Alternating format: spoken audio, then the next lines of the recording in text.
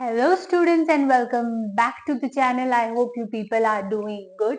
हम कर रहे हैं मैक्रो इकोनॉमिक्स क्लास +2 और बैंकिंग चैप्टर हमने शुरू कर दिया था, जिसके अंडर हमने कर लिया था बैंक्स क्या होते हैं, उनके फंक्शंस, सेंट्रल बैंक्स क्या होते हैं आपके, और हमने ये भी पढ़ लिया था कि कमर्शियल बैंक्स क्या होते हैं। अकॉर्डिंग टू योर सिलेबस हमें अभी सिर्फ और सिर्फ कमर्शियल और सेंट्रल बैंक के बारे में ही था, पर हमने और मल्टीपल बैंक्स किस किस तरह के होते हैं उनके नेम्स पढ़े थे। आप चाहें तो प्रीवियस वीडियोस जाके देख सकते हैं, वहां से बिल्कुल क्लियर हो जाएगा। आज जो हम करने वाले हैं वो है आपके कुछ टर्म्स जो बैंकिंग सेक्टर में यूज किए जाते हैं, जो as a commerce students you should know and as general also आपको वो पता होना चाहिए। तो before moving to your terms, ठीक है, हम थोड़ा सा समझते हैं कि मनी सप्लाई क्या होता है, क्रेडिट कंट्रोल क्या होता है, ठीक है। उसके बाद हम अपने टर्म्स पर मूव करेंगे। तो देखिए, मनी सप्लाई क्या होता है। मनी सप्लाई होता है आपका नोट्स और कॉइन्स जो आपका इकोनॉमी में सर्कुलेट कर रहे होते हैं, ठीक है। कितने पैसे आपके और कितने नोट्स और कितने कॉइन्स एक इकोनॉमी में at a present time circulate कर रहे हैं, वो है आपका मनी सप्लाई, ठीक है। Whereas your credit control क्या होता है। क्रेडिट कंट्रोल ये होता है कि जो आप एज अ बैंक और एज अ फाइनेंशियल इंस्टीट्यूशन आपको किसी ने उधार दिया है, इन दोनों सेक्टर्स में से किसी ने, या तो बैंक ने या फाइनेंशियल सेक्टर ने आपको अगर उधार दिया है, तो वो आपसे वापस कैसे लेंगे, किस इंटरेस्ट रेट पर उन्होंने आपको वो क्रेडिट दिया है, कितने टाइम पीरियड में आपको वो चीज वापस करनी है, अमाउंट वापस करना है, क्या परसेंटेज है, ये सब चीजें आती हैं आपकी क्रेडिट कंट्रोल के अंडर, ठीक है। आपका प्रीवियस या आपका पास्ट क्रेडिट देखकर या पास्ट क्रेडिट बिहेवियर देखकर ही आपको फ्यूचर क्रेडिट्स मिलते हैं बैंक्स की तरफ से। जैसे आप क्रेडिट कार्ड होता है, उस पर क्रेडिट स्कोर्स आते हैं आपके, उसको देखकर आपको फर्दर क्रेडिट दिया जाता है, फर्दर उधार दिया जाता है। तो वो सब चीजें होती हैं आपकी क्रेडिट कंट्रोल, ठीक है। ये क्रेडिट कंट्रोल इसलिए किया जाता है to avoid your bad debts. Bad debts वो होते हैं जो पैसे वापस नहीं कर पाते आपके टाइम पर, या पैसे वापस करते ही नहीं है due to certain financial situations, या तो वो फ्रॉड होते हैं, या आपने जिस चीज के लिए पैसे लिए थे वो नहीं चला। मल्टीपल रीजंस होते हैं जिस वजह से लोग बैड डेट्स आपके डिक्लेयर हो जाते हैं, ठीक है। ये दोनों चीजें क्लियर हो गई। अब जो आपका इकोनॉमी है वो दो तरह से आपकी क्रेडिट को कंट्रोल करती है, ठीक है। मनी सप्लाई क्रेडिट को कंट्रोल करती है। पहला आपका क्वांटिटेटिव, नेक्स्ट है आपका क्वालिटेटिव, ठीक है। तो फर्स्टली जो हम पढ़ेंगे वो होगा आपका क्वांटिटेटिव, कि क्वांटिटेटिव इंस्ट्रूमेंट्स कौन कौन से हैं जो आपके मदद करते हैं in controlling of money supply, ठीक है। तो फर्स्ट आता है आपका बैंक रेट, ठीक है। अब देखिए, बैंक रेट और इंटरेस्ट रेट में कंफ्यूजन नहीं होनी चाहिए, ठीक है। पहले जानते हैं आपका बैंक रेट क्या होता है। बैंक रेट होता है जब एक कमर्शियल बैंक्स क्या होते हैं, I have already talk to you. Commercial banks जब आपके पैसे उधार लेते हैं, बोरोइंग करते हैं, किससे, आरबीआई से, ठीक है। तो वो जो पैसा उन्होंने उधार लिया होता है, वो जिस इंटरेस्ट रेट पर लिया होता है, उसे कहा जाता है आपका बैंक रेट, ठीक है। Whereas your interest rate क्या होता है। इंटरेस्ट रेट्स आपके दो तरह के हो सकते हैं, ठीक है। या तो जब आप पैसे उधार लेते हैं उस टाइम आपने किस इंटरेस्ट पे लिया है, परसेंटेज क्या है, प्रीमियम कितना जाता है, ठीक है। और ये भी हो सकता है जब हम डिपॉजिट कराते हैं तो उस पर हमें इंटरेस्ट मिलता है, वो भी होता है, ठीक है। चलो, वो एक डिफरेंट कॉन्सेप्ट है आपका, but not to mix it with your bank rate. Bank rate totally different है, ठीक है। बैंक रेट क्या होता है, जब कमर्शियल बैंक, एक बैंक दूसरे बैंक से, एक बैंक बैंक्स के हेड से आरबीआई से पैसा ले रहा है तो उसे कहा जाता है आपका बैंक रेट। ठीक है, डेफिनेशन के थ्रू समझते हैं इसको। देखो, bank rate refers to the rate of interest at which RBI lends money. RBI उधार दे रहा है किसको? कमर्शियल बैंक को। ठीक है, central bank use bank rate. अब ये बैंक रेट वो किस लिए इस्तेमाल करता है? To control inflation and stabilize the economy. ठीक है, इन्फ्लेशन को कंट्रोल करने के लिए बैंक रेट एक इंस्ट्रूमेंट की तरह काम करता है। इन्फ्लेशन क्या होता है? इन्फ्लेशन होता है आपका महंगाई। महंगाई को कंट्रोल करने के लिए आपका bank rate as a instrument RBI use करता है। अब देखो कैसे यूज करता है। ठीक है, अब जैसे कमर्शियल बैंक ने उधार लिए, क्या बोलते, पैसे आरबीआई से। अब आरबीआई ने एक सर्टेन परसेंटेज या सर्टेन इंटरेस्ट रेट पर, बैंक रेट पर पैसे उधार दिए होंगे। ठीक है, अब इसकी दो कंडीशंस हो सकती है, या तो इंटरेस्ट रेट या बैंक रेट उन्होंने ज्यादा चार्ज किया होगा या कम चार्ज किया होगा। ठीक है, अब ज्यादा कब वो चार्ज करते हैं वो सिचुएशन भी पढ़ते हैं, और कम चार्ज करते हैं तो वो सिचुएशन भी पढ़ते हैं कि अगर उन्होंने कम चार्ज किया है तो इसका क्या रीजन है। ठीक है, और ज्यादा चार्ज कर रहे हैं तो इसका क्या रीजन है। देखो, फर्स्ट रीजन है आपका राइजिंग इंटरेस्ट रेट। जब इंटरेस्ट रेट बढ़ रहा हो तो क्या होता है? When interest rate rise, borrowing becomes more expensive which reduces spending. This causes excessive supply and lower inflation. क्या मतलब है इस चीज का? मतलब ये कि जब आरबीआई ने कमर्शियल बैंक को हायर बैंक रेट पर पैसे उधार दिए होंगे तो इसका मतलब है कि वो चाहते हैं कि आपका कमर्शियल बैंक आगे पैसे कम उधार दे। देखो, इसको ऐसे समझते हैं, नॉट टू क्रिएट कंफ्यूजन। यहाँ तीन लोग हैं, पहला है आपका आरबीआई, उसके बाद है कमर्शियल बैंक, और उसके बाद है आपके नॉर्मल ह्यूमंस। ठीक है, या चलो पीपल लिख देते हैं यहाँ पे। ठीक है, अब ये उधार कब लेगा? इसको उधार तभी लेना है ना क्योंकि उसको आगे पैसे उधारी पे देने। ठीक है, और ये इसको उधार कब दे रहा है? जब इसको जरूरत होगी। मतलब मेनली किसको जरूरत है? पीपल को। ठीक है, ह्यूमन बींग्स को जरूरत है, सिटीजन ऑफ द नेशन को जरूरत है। इसीलिए ये दोनों एक क्या बोलते, क्या कर रहे हैं? उधार दे रहे हैं। आरबीआई उधार दे रहा है क्या बोलते, कमर्शियल बैंक को, और कमर्शियल बैंक फाइनली हमें उधार दे रहा है। अब देखो क्या होगा अगर RBI higher interest rate charge कर रहा है।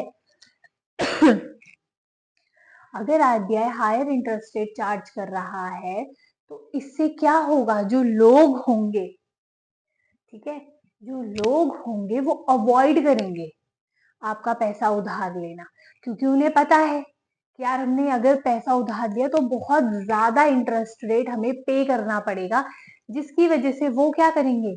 अपने खर्चों को कंट्रोल कर लेंगे। ठीक है, खर्चों को वो जैसे ही कंट्रोल करेंगे, मार्केट में जो पैसा घूम रहा होगा वो क्या हो जाएगा? स्लो डाउन हो जाएगा। ठीक है, कम हो जाएगा। फिर से समझो इसको। देखो, आरबीआई ने इसको हायर इंटरेस्ट रेट्स पर, हायर इंटरेस्ट रेट पे इसको लोन दिया। अब जब इसको हायर रेट ऑफ इंटरेस्ट पे लोन दिया तो इसने आगे लोगों को भी हायर इंटरेस्ट रेट पर ही लोन दिया होगा। ठीक है, अब इससे लोग क्या करेंगे? इससे लोग अवॉइड करेंगे कि हमें लोन ना लेना पड़े, हम अपनी स्पेंडिंग्स को कंट्रोल करें, जिसकी वजह से मनी सप्लाई मार्केट में धीरे हो जाएगी। और आपका क्या होगा? सप्लाई तो देखो ठीक है, पैसे तो आरबीआई ने दे दिए, सप्लाई पीछे से ठीक है, लेकिन उसकी वजह से क्या होगा? आपका लोअर हो जाएगा इन्फ्लेशन, क्योंकि लोग अब खर्च नहीं करना चाहते पैसे। लोग चाहते हैं कि वो अपनी सेविंग्स को अपने पास रखें और लोन्स ना लें।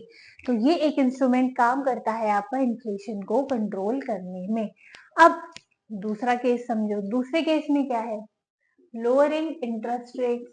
अब अगर इंटरेस्ट रेट्स कम हो गए, ठीक है, अब इंटरेस्ट रेट कम हो गया, तो आरबीआई ने ऐसा क्यों किया? आरबीआई ने इसलिए किया है क्योंकि वो ये चाहता है कि मार्केट में मनी सर्कुलेट हो। ठीक है, अब वो क्या करेगा? हायर इंटरेस्ट की जगह उसको लोअर इंटरेस्ट पे देना शुरू करेगा। अब जब वो इसको लोअर इंटरेस्ट पे देगा तो वो आगे लोगों को भी लोअर आपका इंटरेस्ट रेट पे लोन देंगे, जिसकी वजह से लोग क्या करेंगे? और ज्यादा बिजनेस इन्वेस्टमेंट्स करेंगे, और ज्यादा नॉर्मल इन्वेस्टमेंट्स करेंगे, और क्या बोलते, आपका एसेट्स ज्यादा खरीदेंगे, लोन्स ज्यादा लेंगे, क्योंकि उस टाइम इंटरेस्ट रेट आपके कम होंगे। अब जैसे ही इंटरेस्ट रेट कम होंगे, ये इससे क्या फायदा होगा आपका? इससे ये फायदा होगा कि वो कर रहेंगे, आरबीआई इनकरेज कर रही है कि आप ज्यादा स्पेंडिंग्स करो, इन्वेस्टमेंट करो। ठीक है, ठीक है, जिसकी वजह से आपकी इकोनॉमी क्या होगी? स्टेबलाइज, स्टिमुलेट होगी। ठीक है, और ऐसा आरबीआई तब करती है जब उनको लगता है कि रिसेशन है इकोनॉमी में। ऐसा आरबीआई कब करती है अपने इंटरेस्ट रेट्स को कम? जब उनको लगता है कि इकोनॉमी में रिसेशन है। रिसेशन क्या होता है? रिसेशन का मतलब ये होता है कि उस टाइम आपकी इकोनॉमी लॉस में चल रही है, आपका जो प्राइवेट सेक्टर है, जो बिजनेस सेक्टर है, वो बहुत स्लो चल रहा है, उनको प्रॉफिट नहीं हो रहा, बिजनेसेस बंद हो रहे हैं, अनएम्प्लॉयमेंट बढ़ रही है देश में। उस पीरियड को कहा जाता है आपका रिसेशन। जैसे कोविड 19 के टाइम हुआ था, बहुत सारे आपके जो सेल्फ एम्प्लॉयड लोग थे, उन्होंने अपने बिजनेसेस को बंद कर दिया था, और अनएम्प्लॉयमेंट बहुत बहुत ज्यादा हो गई थी देश में। तो उस टाइम अगर कोई ऐसी सिचुएशन आती है, द ग्रेट डिप्रेशन भी एक इसका एग्जाम्पल है जब हुआ था, अगर ऐसी सिचुएशन आती है तो उस टाइम आरबीआई क्या करता है? आरबीआई क्या करता है? फर्दर बैंक्स को लोअर इंटरेस्ट रेट्स पर लोन देता है, ताकि वो आगे लोगों को पैसे प्रोवाइड करवा पाए, और लोग अपने बिजनेसेस में इन्वेस्ट करें, नॉर्मल इन्वेस्टमेंट्स करें, ताकि मार्केट में इंप्रूवमेंट हो, रिसेशन कम हो जाए, और आपकी रिकवरी की तरफ मूव करे आपकी इकोनॉमी। आई होप आपको ये चीज क्लियर होगी। ठीक है, अब नेक्स्ट टर्म करते हैं, नेक्स्ट टर्मोलॉजी से समझते हैं कि फर्दर क्या है। अब जो आपकी नेक्स्ट टर्म है वो है आपकी रेपो रेट। कॉमर्स स्टूडेंट्स ने ये टर्म बहुत रिपीटेडली सुनी होगी। ठीक है, अब ये रेपो रेट होता क्या है? ठीक है, और रेपो का क्या मतलब है? रेपो का मतलब है आपका रीपरचेज। क्या मतलब है रेपो का? आपका रीपरचेज रेट। ठीक है, अब ये रीपरचेज रेट क्या होता है? ये रीपरचेज रेट आपका वो रेट होता है जो कमर्शियल बैंक आपकी आरबीआई से पैसे उधार लेती है, लेकिन जो आपकी ड्यूरेशन होती है वो होती है शॉर्ट टर्म। मतलब जब कमर्शियल बैंक एक शॉर्ट पीरियड के लिए, एक शॉर्ट टर्म के लिए उधार लेता है, बोरोइंग्स लेता है आरबीआई से, उसे कहा जाता है आपका रीपरचेज एग्रीमेंट या आपका रेपो रेट। ठीक है, अब ये भी आपका एक इंस्ट्रूमेंट है इन्फ्लेशन और इकोनॉमी को स्टेबलाइज करने के लिए। Same as your bank rate की तरह ही आपका ये चलता है कि अगर सिचुएशन है जहां पर आपका हाई है रेपो रेट, मतलब आरबीआई हाई चार्ज कर रही है रेपो रेट, तो वो क्यों चार्ज कर रही है? बिकॉज अगर इन्फ्लेशन है आपका इकोनॉमी में, अगर इन्फ्लेशन में, अगर मार्केट में, सॉरी, अगर मार्केट में आपकी इन्फ्लेशन चल रही है, महंगाई चल रही है बहुत ज्यादा, तो आरबीआई क्या करेगा? आरबीआई ये करेगा कि वो अपने रेपो रेट को इंक्रीज कर देगा, जिससे क्या होगा? जैसे उसने पैसे उधार दिए और उस पर higher rate of interest charge किया कमर्शियल बैंक से, तो जब कमर्शियल बैंक आपकी फर्दर उधार देगी जनरल पब्लिक को, तो वो भी हायर रेट ऑफ इंटरेस्ट पर ही देगी, जिसकी वजह से मनी सप्लाई मार्केट में कम हो जाएगा और इन्फ्लेशन आपका कंट्रोल में आएगा। ठीक है, इसको हम डायग्राम से समझेंगे, बहुत अच्छे से समझ आएगा। ठीक है, और अगर उन्होंने रेपो रेट आपका कम चार्ज किया है, तो इसका क्या मतलब है कि जो आपका इकोनॉमिक ग्रोथ चल रही है, इकोनॉमी की जो ग्रोथ चल रही है, देखो इकोनॉमी कब ग्रो करती है आपकी, मेनली जब आपका प्राइवेट सेक्टर ग्रो करता है, ठीक है। और प्राइवेट सेक्टर आपका मेनली कब ग्रो करता है, जब उनके पास पैसा हो, टेक्निक हो, टेक्नोलॉजी हो, और टेक्नोलॉजी टेक्निक इन सब चीजों के लिए उन्हें क्या चाहिए होता है, पैसा। वो बोरोइंग्स लेते हैं। अगर बोरोइंग्स उनको कम रेट ऑफ इंटरेस्ट पे मिल रही है तो मनी सप्लाई मार्केट में क्या है, फास्ट है। इकोनॉमी है या बिजनेस सेक्टर आपका तेजी से ग्रो करता है क्योंकि उनके पास मनी है, पैसा है, हर चीज वो प्रोड्यूस कर सकते हैं एक एफिशिएंट टेक्नोलॉजी के साथ, जिसकी वजह से आप उनको प्रॉफिट मैक्सिमाइजेशन ज्यादा होता है और इकोनॉमी में आपका मनी सप्लाई ज्यादा होती है, ठीक है। और इकोनॉमी स्टेबलाइज हो जाती है। ऐसा कब, जब रेपो रेट कम चार्ज किया हो आरबीआई ने। अब देखो इसको डायग्राम से समझते हैं। देखो ये आपका आरबीआई है, ये है आपका कमर्शियल बैंक। अब कमर्शियल बैंक ने क्या किया, कमर्शियल बैंक को चाहिए था आपका short term loan. Commercial banks को क्या चाहिए था, शॉर्ट टर्म लोन। तो वो किसके पास जाएंगे, वो जनरल पब्लिक के पास तो जा नहीं सकते फिलहाल, क्योंकि वो तो खुद एक बैंक है, खुद उधारी पे पैसा देता है। तो वो क्या करेंगे, वो जाएंगे आपके कमर्शियल आरबीआई के पास। आरबीआई से उन्होंने क्या पूछा, क्या आस्क किया कि आप प्लीज हमें फंड्स दे दीजिए, ठीक है। सीबीआई आस्क या सीबी आपका कमर्शियल बैंक ने पूछा उनसे कि क्या आप हमें शॉर्ट टर्म लोन दे सकते हैं। आरबीआई ने उन्हें कहा ठीक है, ठीक है। अब आरबीआई क्या करेगा, इकोनॉमिक सिचुएशंस को देखते हुए वो अपना रेपो रेट, ऐसा नहीं कि बहुत जल्दी जल्दी फ्लक्चुएट करते हैं, नहीं, एक रेपो रेट पहले से ही प्री डिसाइडेड होता है, उस पर वो चार्ज करते हैं। अगर हायर रेपो रेट वो चार्ज कर रही हैं तो इसका मतलब अब कमर्शियल बैंक जो जनरल पब्लिक को पैसा देगा ना, वो आपका हायर इंटरेस्ट रेट्स पर देगा, ठीक है। और अगर वो लो रेपो रेट चार्ज करता है, आरबीआई लो रेपो रेट चार्ज करता है, तो कमर्शियल बैंक्स आपके जनरल पब्लिक को लो इंटरेस्ट रेट्स पर पैसा उधार देंगे, ठीक है। आई होप आपको ये चीज समझ में आई होगी।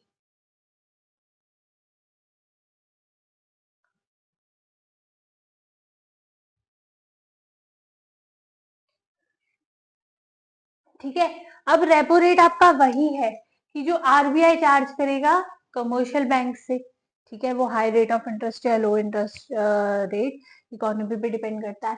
अब कमर्शियल बैंक क्या करेगा, कमर्शियल बैंक एक एग्रीमेंट साइन करता है जिसमें होता है कि गारंटेड आपके पैसे हम वापस करेंगे विद द इंटरेस्ट रेट, और वो इंटरेस्ट रेट वो फाइनली किससे चार्ज करता है, जनरल पब्लिक से। Got it. आपका जो प्रेजेंट रेपो रेट चल रहा है वो है 6.50%, ठीक है। ये आपका करंट रेपो रेट चल रहा है। आई होप आपको रेपो रेट और बैंक रेट समझ में आया होगा, ठीक है। अब इन दोनों के बीच में डिफरेंस कर लेते हैं ताकि आपको पता लग जाए कि बैंक रेट और आपका रेपो रेट में क्या फर्क है, क्योंकि अभी पढ़ने में आपको ये दोनों सिमिलर ही लग रहे होंगे, बस आपको स्लाइटली डिफरेंस ये पता लगा होगा कि ये शॉर्ट टर्म के लिए है, ठीक है। बाकी तो ऑलमोस्ट सिमिलर ही लग रहे होंगे। तो इसका डिफरेंस पढ़ते हैं तो आपको बहुत इजीली क्लियर हो जाएगा दोनों में डिफरेंस। तो अब कर लेते हैं आपका बैंक रेट और आपका रेपो रेट में क्या फर्क होता है। देखो फर्स्टली जो आपका बैंक रेट है ना वो लॉन्ग टर्म लोन्स के लिए यूज किया जाता है। मतलब जब कमर्शियल बैंक आरबीआई से लोन ले रहा है तो वो एक लॉन्ग टर्म लोन ले रहा है, उस पर जो आपका रेट ऑफ इंटरेस्ट चार्ज होता है उसे हम कहते हैं बैंक रेट, जो आरबीआई चार्ज करता है लॉन्ग टर्म लोन्स देने के लिए कमर्शियल बैंकों से कहा जाता है आपका bank rate. Whereas your repo rate में क्या होता है, whereas your repo rate आपका होता है शॉर्ट टर्म बोरोइंग। जब कमर्शियल बैंक आरबीआई से लेस देन अ ईयर के लिए आपका बोरोइंग लेता है, उसे कहा जाता है आपका रेपो रेट, उस पर रेपो रेट चार्ज होता है। ठीक है, सेकंड डिफरेंस क्या है? Aim to control long term inflation and stabilize the economy. अब देखिए, एक ऐसा लोन जो काफी लंबे समय के लिए लिया गया है तो वो ओवरऑल इकोनॉमी को इफेक्ट करता है। ठीक है, क्योंकि आगे लोग भी उसको लॉन्ग टर्म के लिए लेंगे, बिजनेसेस भी और इकोनॉमी भी लॉन्ग टर्म के लिए लेगी, तो वो आपका ओवरऑल इकोनॉमी को इफेक्ट करेगा। वेयर एज रेपो रेट आपका फाइनेंशियल स्टेबिलिटी या फाइनेंशियल सिस्टम को इंश्योर करने के लिए, मैनेज करने के लिए यूज किया जाता है, क्योंकि छोटे टर्म के लिए है तो बिजनेस आपका विद इन अ ईयर उसको वापस कर देगा। ठीक है, ये आपका लिक्विडिटी को कंट्रोल करने के लिए, फाइनेंशियल सिचुएशन को संभालने के लिए आपका लिया जाता है कमर्शियल बैंक से, और कमर्शियल बैंक किससे लेगा? आरबीआई से। ठीक है, next, RBI lends money to commercial bank without any collateral। ठीक है, अब इसमें क्या होगा? आरबीआई जो आपका पैसे देगा कमर्शियल बैंक को, वो विदाउट एनी सिक्योरिटी देगा। कोलेटरल क्या होता है? आपका सिक्योरिटीज होती हैं जिसमें लिखा होता है कि अगर हम पैसे वापस नहीं कर पाए तो आप हमारा ये वाला एसेट ऑक्यूपाई कर सकते हैं। मॉर्टगेज जिसको हम कहते हैं। ठीक है, गिरवी रखना किसी चीज को। ठीक है, जैसे आप बैंक के पास जाते हैं, कुछ गिरवी रखते हैं, जैसे आपने प्रॉपर्टी लोन लिया तो आपने प्रॉपर्टी के अगेंस्ट लिया है, मतलब अगर आप पैसे या प्रिंसिपल अमाउंट वापस नहीं कर पाए और प्रीमियम आपने नहीं भरे तो वो आपकी प्रॉपर्टी क्या कर लेंगे? आपसे ले लेंगे। ठीक है, तो ये आपका जो बैंक रेट होता है ये विदाउट एनी सिक्योरिटी के बेस पर लिया जाता है। Whereas your repo rate आपका कोलेटरल होता है ऑफ गवर्नमेंट सिक्योरिटीज, मतलब कमर्शियल बैंक जो पैसा लेगा आरबीआई से वो किसके अगेंस्ट लेगा? गवर्नमेंट सिक्योरिटीज के अगेंस्ट लेगा। अगर वो पैसे वापस नहीं कर पाया तो जो गवर्नमेंट सिक्योरिटीज उसने उधार रखी है, ट्रेजरी बिल्स एक्सेट्रा एक्सेट्रा उधार रखे हैं, वो आरबीआई उससे ले लेगा। अब देखिए, हमेशा रेपो रेट हायर होता है हमेशा आपका बैंक रेट हायर होता है रेपो रेट से। ठीक है, अब देखो यहाँ पर 6.75 है और यहाँ पे है 5.50, तो ये हमेशा आपका हायर होता है और ये आपका हमेशा लोअर होता है, लोअर फ्रॉम बैंक रेट।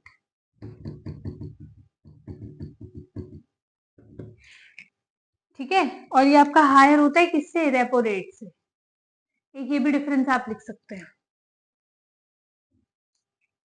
ठीक है, आई होप आपको रेपो रेट और आपका बैंक रेट समझ में आया होगा। बाकी के हम टॉपिक्स करेंगे आपकी नेक्स्ट क्लास में। Till then, good bye and take care.